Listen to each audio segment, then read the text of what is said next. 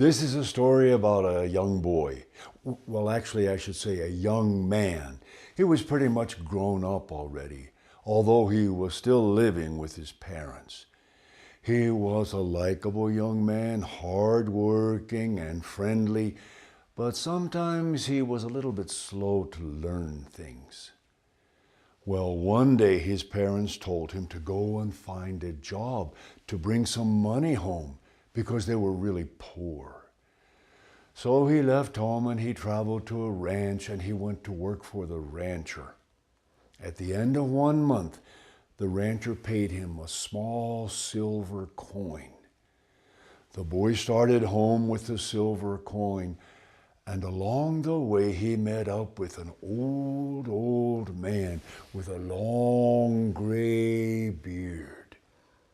The young man greeted him politely. Buenas tardes, he said. ¿Qué anda haciendo por aquí? What are you doing here? And the old man told him, Vendo consejos. I'm selling advice.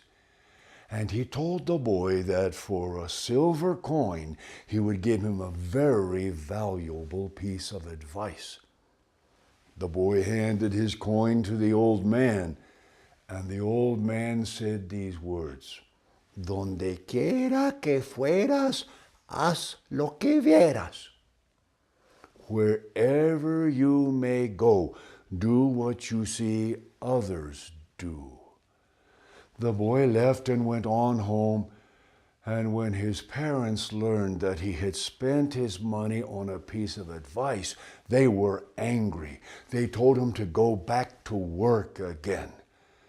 So he left home and went back to the ranch, and at the end of another month, he received a second silver coin. He started for home, and he met up with the same old man. The old man told him that for this silver coin, he would get an even more valuable piece of advice. So the boy gave the coin to the old man, and the old man told him, El hombre casado ha de tener cuidado.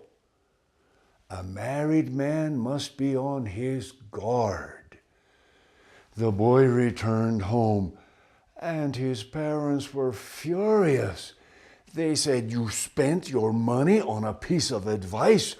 Well, we'll give you some advice. Go back to work. Don't come home until you have money to give us. So the boy returned to the ranch. And you can guess what happened at the end of the month.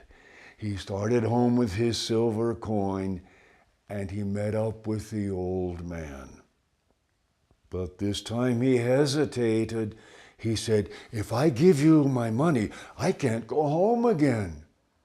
The old man told him, El dinero viene y el dinero se va. Buenos consejos duran para siempre. Money comes and money goes, he said. Good advice will last you forever.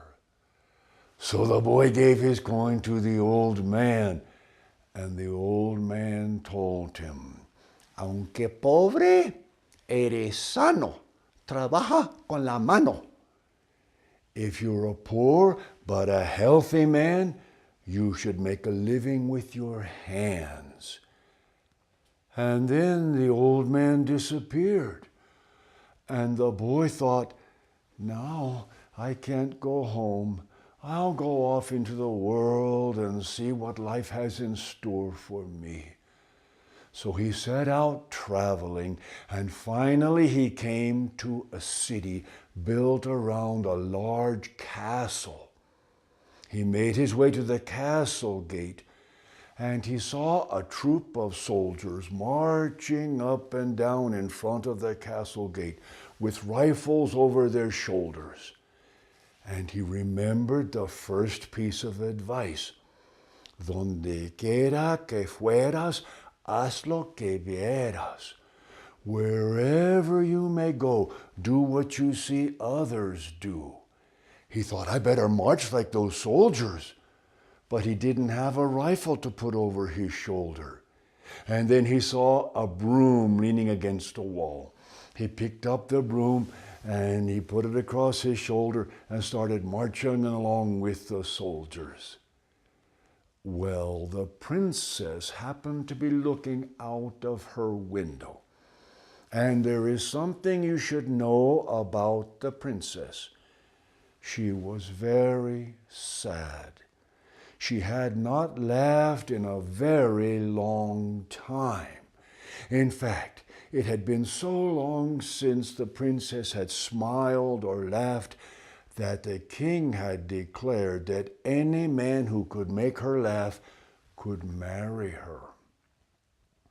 And when the princess saw the boy pick up a broom and march along like a soldier, she pointed at him and broke out laughing. Oh! The servants came running outside to seize the boy and take him inside to be married to the princess.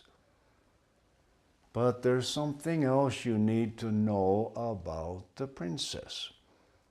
She was so sad because she had actually been married 100 times.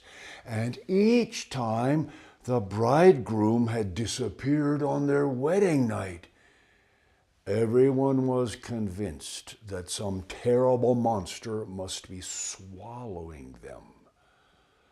But the boy knew nothing of that, and he was married to the princess. After a sumptuous wedding feast, they went up to her chambers. The princess lay down on the bed, but the boy was thinking of his second piece of advice. El hombre casado ha de tener cuidado. A married man must be on his guard. He thought, I'm married now. I think I better be very watchful. He decided not to sleep. He sat on the edge of the bed as the night wore on. He was just about to nod off to sleep when he began to hear a slithering, hissing sound. He opened his eyes. Not more than 2 feet away from his face was the head of a great serpent. Its eyes were bright and yellow. Its red tongue was flashing in and out of its mouth. The boy jumped up and grabbed a sword that was hanging on the wall. He chopped and slashed at that serpent. That was the end of the monster that had been swallowing all of the grooms. The next morning, when the people saw that the boy was alive, they declared a great celebration.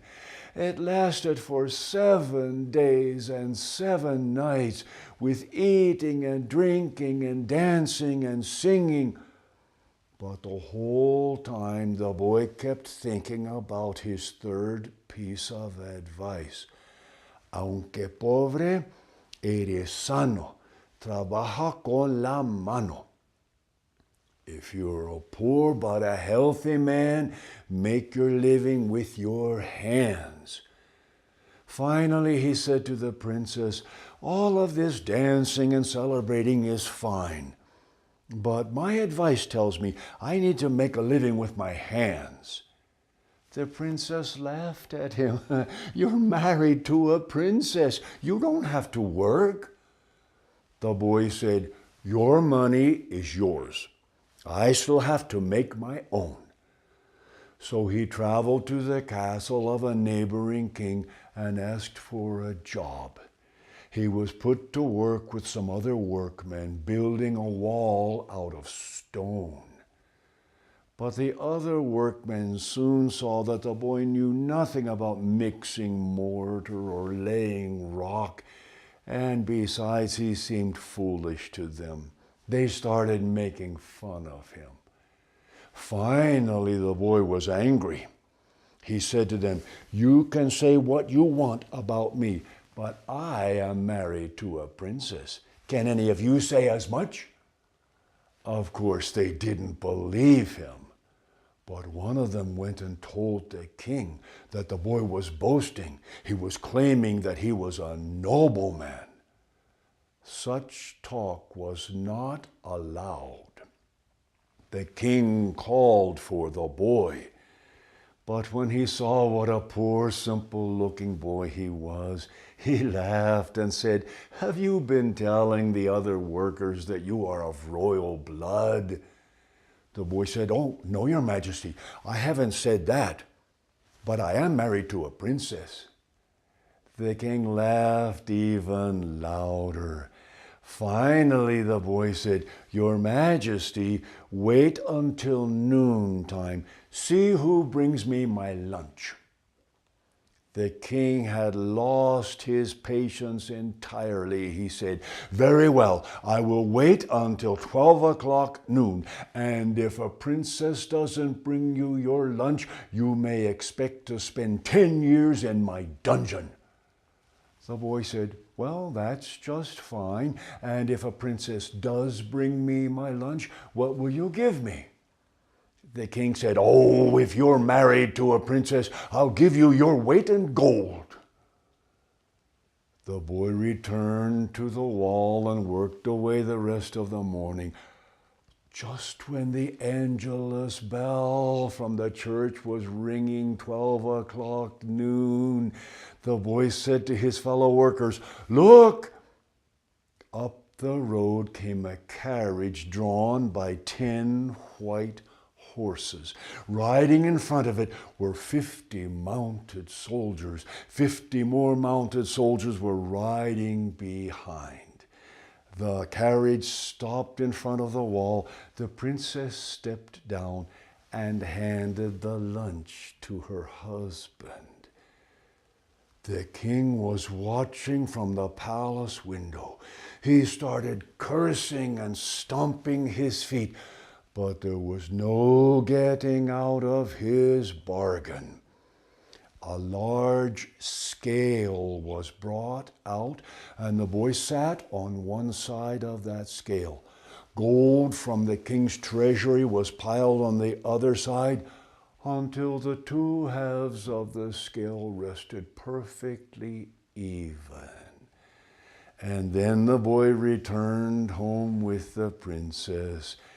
And since they lived happily for the rest of their lives, there's nothing else to tell about them.